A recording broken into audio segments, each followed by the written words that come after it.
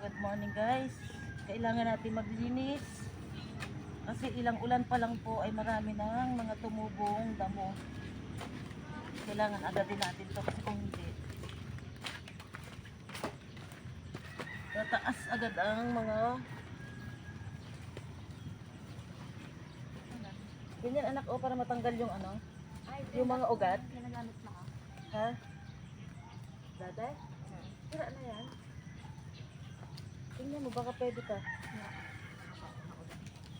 Pero holder.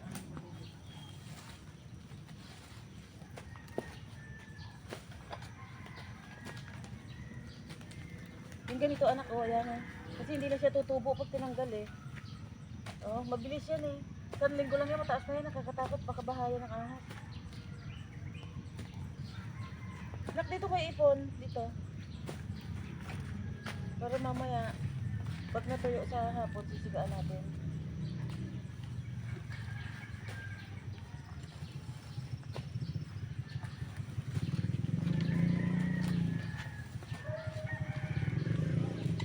Grabe, ang dami.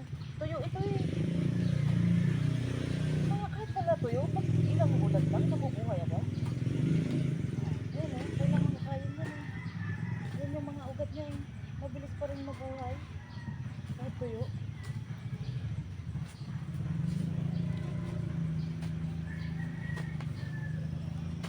Naku, huwag mo saan ilalagay dito, ipunin mo lang ha. Ay, kuya, sige, kain na. Anong tagas kalay ha? Maganda siguro dito lang yun. Oo. Maganda yung ano, Carabao grass ang tumubo. Maganda yun eh. Yung kinakain ng ano, ng baka. Maganda siya, may tambayan. Hindi yung mahaba. Hindi, ito tumataas na eh. Hindi na nilito na yung ano eh. Huwag may sama ang lupa, anak. Inano, ako lang ang magkakalaybay. Ikaw taga yan, ikaw ang taga pala. Kahit nalaliman mo, ako na lang magkakalaybay. Ayun o, basta yung mga ugat maputol. Ito, yan o, nakabaon pa rin yung ugat eh. Yan. Yung buhay yun eh.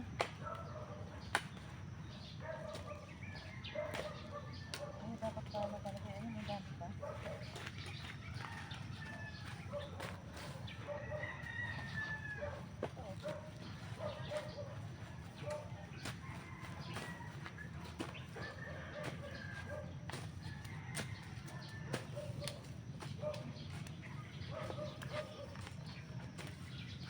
Tama mo anak hanggang ilalim.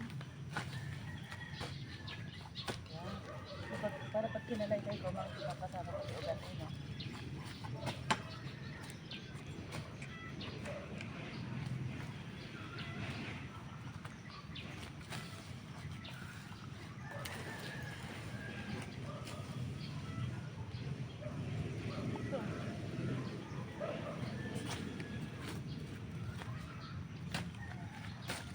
Mabilis eh. Ulang lang. Eh pag nagsunod-sunod ulit yan, wala na. Lalo na pagka Kailangan sa na. Dito nga bakasyon. Kung hindi, Hindi kawawa na tayo ako. makalabas. Ako lang mag-isa maglinis pagka nasa school ko eh.